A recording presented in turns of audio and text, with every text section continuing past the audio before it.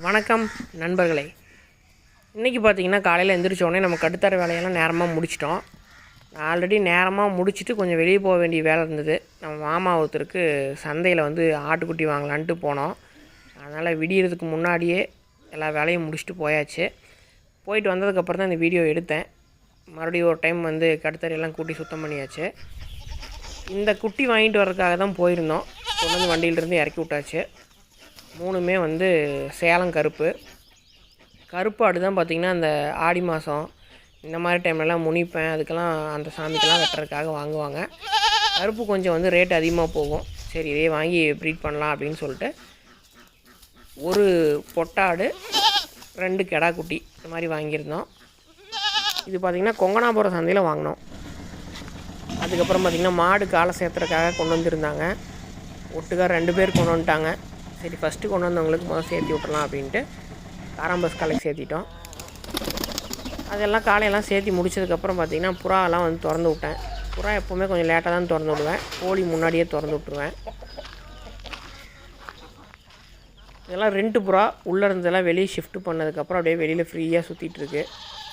First பார்த்தா ரூம்குள்ளேயே இருந்துச்சு. இப்போ எல்லாமே வெளியே ஓப்பன் பண்ணி விட்டுட்டேன். ரூம்குள்ளே பார்த்திங்கன்னா பியூட்டி ரோமர் மட்டும் வச்சுருக்கிறேன். இது எல்லாமே பேர் ஆகிடுச்சு, கரெக்டாக இருக்குது. சரி கூண்டுக்குள்ளே பார்க்கலாம் அப்படின்னு சொல்லிட்டு ரூமை திறந்து பார்த்தேன். இப்போதைக்கு எதுவும் முட்டை வைக்கல. ஆனால் உள்ளே ஒரு ஜோடி குஞ்சு இருக்குது. அந்த குஞ்சு இங்கிலீஷ் கேரியரு. லகான் ஒரு டைம் ப்ரீட் ஆயிடுச்சு, ஒரு பேரு. இதுதான் அந்த குஞ்சு ரெண்டுமே பிளாக் கலராக இருக்குது. அடுத்து இனிமேல் அப்படியே ஸ்டெப் பை ஸ்டெப்பாக எல்லாம் ப்ரீட் ஆகும். இது எல்லாத்தையும் முடிச்சுட்டு பார்த்திங்கன்னா மாடெல்லாம் காட்டுக்கு கொண்டு போகலான்னு சொல்லி நம்ம காட்டில் வேலை செய்கிற தம்பி வண்டியில் மாட்டை பூட்டினார். மாடு ரெண்டுமே எப்பயும் பார்த்திங்கனாலும் ஒரே மாதிரி பூட்ட மாட்டோம். அந்த பக்கம் இந்த பக்கம் மாற்றி மாற்றி பூட்டி பழக்கி வச்சுருக்குறோம். அதனால் எந்த மாடு வேணாலும் எந்த பக்கம் வேணாலும் நம்ம பூட்டலாம். காலையில் கொண்டு போய் காட்டில் கட்டிட்டோம்னா சாயங்காலம் தான் மறுபடியும் பிடிச்சிட்டு வருவோம். என்னை பார்த்த உடனே மாடு அப்படியே போகாமல் ஜாலியாக நின்றுட்டுருக்குது. டெய்லியும் சுறுசுறுப்பாக போகும். இன்றைக்கி வண்டியில் பூட்டுறதுக்கே போக மாட்டேங்குது. இந்த மயில மாடு நம்மக்கிட்ட தான் வண்டி பழகிருக்கு. நான் பழைய வீடியோவில் காமிச்சிருப்பேன். இருந்தாலும் இப்போல்லாம் வண்டியில் போகிறது வர்றது எல்லாமே சூப்பராக போகுது. எந்த தொந்தரவும் பண்ணுறதில்ல. எங்கே நம்ம கைத்தை போட்டு அப்படியே மேலே விட்டோம்னாலும் அப்படியே அமைதியாக நிற்க ஆரம்பிச்சிருது. ஸ்டார்டிங்லலாம் பார்த்தா அங்கேயும் இங்கேயும் ஓட ஆரம்பிக்கும். இது பார்த்திங்கன்னா புதுசாக நம்ம வாங்கியிருக்கிற காராம்பஸ் காலக்கன்று. நம்ம காராம்பஸ் காலை ரொம்ப சைஸ் பெருசாகிடுச்சு. சின்ன சின்ன மாடெல்லாம் அவங்க சேர்த்துறதுக்கு கொஞ்சம் தயக்கமாக இருக்கிறாங்க. மாடு சின்னதாக இருக்குது, காலை பெருசாக இருக்குது அப்படின்ட்டு. சரி நம்ம முன்னாடியே ஒன்று சேஃப்டிக்கு வாங்கி வச்சுக்கலாம் அப்படின்னு சொல்லிட்டு இது வாங்கியிருக்கு. இப்போ தான் இது வாங்கி ஒரு 3 நாள் ஆகுது. இன்றைக்கி தான் பார்த்திங்கன்னா ஃபஸ்ட்டு கட்டுத்தாரி விட்டு அது வெளியே போகுது. நான் இருக்கிறப்பவே வெளியே ஓட்டிகிட்டு போகலாம் அப்படின்னு சொல்லிட்டு தான் வெயிட் பண்ணோம் 3 நாளாக. இன்றைக்கி தான் எனக்கு டைம் கிடச்சி நான் கட்டுத்தரையில் இருக்கேன். இப்போ பார்த்திங்கன்னா காட்டுக்குள்ளே கொண்டு கட்டியாச்சு. வந்த உடனே வெளியில் எப்படி மேய்ஞ்சு பழக்கம் இருக்கா இல்லையான்னு தெரில. ஆனால் அண்ணாங்கால் போட்ட தாரை இருக்குது. ஸோ மேயும் அப்படின்னு நினச்சிட்டு தான் கொண்டு வந்திருக்கு. இருந்தாலும் புல் கம்மியாக இருக்கிற இடத்துல கட்டினோம்னா தான் முதல் நாள் அந்த பக்கம் இந்த பக்கம் ரவுண்ட் அடிச்சுட்டே சரியாக மேயாது. நல்ல பில்லாக கட்டினோம்னா வேஸ்ட் பண்ணிடும். அதனால் பில்லு கம்மியாக இருக்கிற இடத்துக்கு கட்டலாம் அப்படின்னு சொல்லிட்டு கொண்டு கட்டுறோம். மேலையெல்லாம் அங்கங்கே ஒவ்வொரு தாரையாக இருக்குது. அது பார்த்தா அம்மா வந்த தாரை அது சரியாயிரும் பெருசாக அப்படியே மேய ஆரம்பிக்குது. கண் நல்லா லென்த்தாக சூப்பராக இருக்குது. எனக்கு பார்த்த உடனே ரொம்ப பிடிச்சிருந்தது. சரி எடுத்துகிட்டு வந்துடலாம் அப்படின்ட்டு இதை வாங்கிட்டு வந்தாச்சு. இன்னும் முகரையெல்லாம் அவுத்து கொம்பு கயிற்றுல போட்டுட்டோம்னா கண் இன்னும் பெருசாகவே தெரியும். நம்ம கொண்டு வந்தோடனே இந்த வேலையை செய்யக்கூடாது. இன்னும் ஒரு 10 நாள் 20 நாள் 1 மாதம் ஆகட்டும்ட்டு பொறுமையாக தான் அதெல்லாத்தையும் கழட்டி விட்டு கொம்பு கயிறுலாம் போட்டு கொஞ்சம் அழகுபடுத்தணும். அதுக்கப்புறம் நம்ம எருமைக்கன்று கட்டியிருக்கிற காட்டுக்கு வந்தேன். எருமைக்கன்று வேறு காட்டில் கட்டியிருக்குது. இது முன்னாடியே சொன்ன மாதிரி 0 மெயின்டெனன்ஸு. இது எங்கேயும் நம்ம கட்டுத்தரைக்கெலாம் கொண்டு வரது கிடையாது, தீவனம் போடுறது கிடையாது. காட்டுக்குள்ளே எங்கெங்கே புல் இருக்கோ பச்சை புல் இருக்கிற இடத்துக்கு கட்டினோம்னா அது பாட்டுக்கு மேய்ஞ்சிட்டு அங்கேயே இருக்க வேண்டியது தான். மழை பெஞ்சாலும் கவலை இல்லை, எவ்வளோ ஈரமாக இருந்தாலும் என்ன பண்ணாலும் அது ஜாலியாக இருக்கும். மாடு தான் வந்து ஈரத்தில் அந்த மாதிரி சசன்றதுலாம் மேயாது, கொஞ்சம் நல்ல புல்லாக வேணும்னு பார்க்கும். அதே மாதிரி பார்த்திங்கன்னா காடு ஈரமாக இருக்கக்கூடாது, ட்ரையாக இருக்கணும். இந்த காடு பார்த்திங்கன்னா எப்படி ட்ரையாக இருக்குதோ அந்த மாதிரி ட்ரையாக இருந்துச்சுன்னா அந்த புல்லெல்லாம் நல்லா சாப்பிட்ரும் மாடு. இப்போ வந்து மத்தியானம் ஒரு கட்டுத்தார நம்ம வந்து அவுத்து கட்டிட்டு வருவோம் மேயறதுக்காக. அதுக்கு அவுத்து வேறு பக்கம் கட்டிட்டு போகலாம் அப்படின்றக்காக வந்தேன். மாடெல்லாம் பாருங்கள் மேய்ஞ்சிட்டு அப்படியே ஜாலியாக படுத்துருக்குது. நம்ம வந்த உடனே தான் அது இன்னும் எந்திரிக்கூட இல்லை, அப்படியே ஜாலியாக படுத்தே தான் இருக்குது. காலையில் ஒரு டைம் நேரமாக கட்டிட்டு போயிடுவோம். அதுக்கப்புறம் மத்தியானம் ஒரு டைம் ஒரு 12 மணிக்கு மாதிரி வந்து கட்டினோம்னா 2 கட்டுத்தார தான் கட்டுவோம். அதிலே நல்லா வயிறு நம்பிக்கும். சாயங்காலமாக கொண்டு வந்து தவிடு தண்ணி வச்சோம்னாலே நல்லா வயிறு நம்பிடும். நாட்டு மாடுகளை பொறுத்தளவுக்கு எவ்வளோ வெயிலாக இருந்தாலும் தாங்கிக்கும், அதுதான் இதனோட ஸ்பெஷாலே. இதெல்லாம் பாருங்கள், அந்த மாடு கூட நிழலில் படுத்துருந்தது, இதெல்லாம் வெயிலே தான் இருக்குது. அதுக்கப்புறம் பார்த்திங்கன்னா இந்த டாபர்மேன் நாய் வந்து கொடுக்குறேன்னு சொல்லியிருந்தாங்க, வந்து எப்படியாவது பிடிச்சிட்டு போயிருங்க, ரொம்ப கடியாக இருக்குன்ட்டு. சரி அப்படின்னு நான் வந்து ரொம்ப ட்ரை பண்ணி சுருக்கு வச்சு பிடிச்சிட்டேன். வேறு யாருமே வந்து எடுத்துகிட்டு போகிறதுக்கு முன்னாடி வரல. அவர் எடுத்துகிட்டு போக சொல்லி ரொம்ப ரெக்வஸ்ட் பண்ணனால வந்து ட்ரை பண்ணி பிடிச்சிட்டேன். அதுக்கப்புறம் நம்ம இடத்துக்கு வந்தாச்சு. இங்கே வந்து போயர் கடை வந்து ரொம்ப அழுக்காக இருந்தது. இந்த ஷெட்லேயே தான் இருக்கும், இருந்தாலும் அங்கேயும் இங்கேயும் படுத்து பிறண்டு ரொம்ப அழுக்கு பண்ணியிருந்தது. சரி மத்தியான டைமில் தான் அதெல்லாம் கழுவி விடணும் அப்படின்னு சொல்லிட்டு இன்றைக்கி நான் கொஞ்சம் ஃப்ரீயாக இருந்தேன். அதனால் குமாரும் நானும் எல்லாம் கழுவுனோம். கழுவுனோடனே தான் ஆடே கொஞ்சம் வெள்ளையாக இருக்குது. ஆடு இல்லை, கெடா. சும்மா வெறும் தென்னை மட்டையை வச்சு தேய்ச்சோம், நல்லா பளிச்சுன்னு அழுக்கு வந்துருச்சு. எப்போயாவது ஒரு டைம் தான் நம்ம கழுவி விடுவோம், ஆடெல்லாம் ரெகுலராக கழுவ மாட்டோம். மாடு மட்டும்தான் வாரத்தில் ஒரு நாள், ஒரு 10 நாள் 15 நாளைக்கு ஒரு டைம் அந்த மாதிரி கழுவுவோம். இது பார்த்திங்கன்னா புதுசாக நம்ம ஷெட்டில் பிறந்திருக்கிற 2 குட்டி, 2ம் கெடா குட்டி.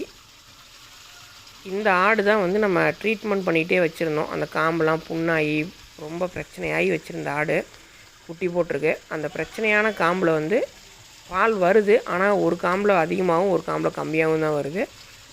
2 காம்புலேயும் வரக்கூடிய அளவுக்கு பால் வந்து ஒரே காம்பில் வருது. அது இன்னொரு வீடியோவில் நான் காமிக்கிறேன் அந்த பால் எவ்வளோ இருக்குது அப்படின்ட்டு. இது பார்த்திங்கன்னா அதுக்கு பக்கத்து ஷெட்டு, அதாவது 3 ரேக்காக வச்சுருக்குறோம். அதில் இது சென்டர். இதிலெல்லாம் பார்த்திங்கன்னா நிறைய குட்டி இருந்தது, பொட்டை குட்டியெல்லாம், அதெல்லாம் வளர்ப்புக்கு வந்து கொடுத்தாச்சு. இப்போ இருக்கக்கூடியது கெடா குட்டி தான் இருக்குது. இதெல்லாமே பால் குடிச்சிட்ருக்கு. ஆட்டு ஷெட்டு வந்து நான் அப்டேட் பண்ணி ரொம்ப நாள் ஆச்சு. சரி அதனால் அதையும் அப்டேட் பண்ணுவோமே அப்படிங்கிறதுக்காக எடுத்தேன். இதுலேயும் இருக்கிற குட்டிகளெல்லாம் கொடுத்தாச்சு. இன்னும் ஒரே ஒரு கெடா குட்டி இருக்குது இந்த கேஜில். இப்போ வந்து கிலோ 450 ரூபா அந்த ரேட்டுக்கு கொடுத்துட்ருக்குறோம். இப்போல்லாம் கொஞ்சம் ரேட்டு ஏறி இருக்குது. ஃபஸ்ட்டு 400 430 அந்த மாதிரி கொடுத்துட்ருந்தோம். கெடா மட்டும் கேட்டாங்கன்னா 450, அது சின்ன சைஸில் கேட்டாங்கன்னா அப்படி கொடுத்துட்ருந்தோம். இப்போ எல்லாமே ஆவரேஜாக 450 கொடுக்குறோம். அடுத்தது இது பார்த்திங்கன்னா சாயங்காலம் நேரம் மாடெல்லாம் வந்து காட்டிலேருந்து நம்ம வீட்டுக்கு பிடிச்சிட்டு வந்தாச்சு. எல்லாமே அந்தந்த தாலியில் வந்து தவிடு, பருத்தி கொட்டை, தேவரக்குருணை இதெல்லாம் போட்டு கலக்கி வச்சிட்டோம்.